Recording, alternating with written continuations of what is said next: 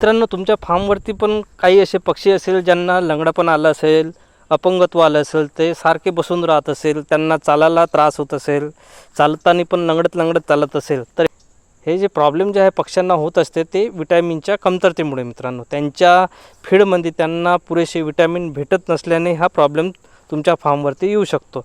जर हा प्रॉब्लेम तुमच्या फार्मवरती आला असेल तर काय करायचं, न्यूरोकॉइन एव्ही हे जे सिरप आहे हे तुम्ही तुमच्या पक्ष्यांना देऊ शकते.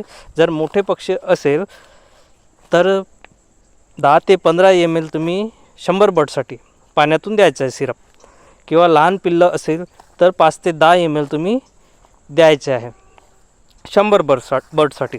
तुम्हाला न्यूरोकॉइन एव्ही हे जर सिरप भेटत नसेल मित्रांनो, तर त्याऐवजी तुम्ही न्यूरोकॉइन प्लस वेट हे जे नवीन सिरप आहे तुम्ही हे देऊ शकता. सेम आहे, फक्त पॅकिंग वेगळी आली आहे, तर हे तुम्ही यूज करू शकता.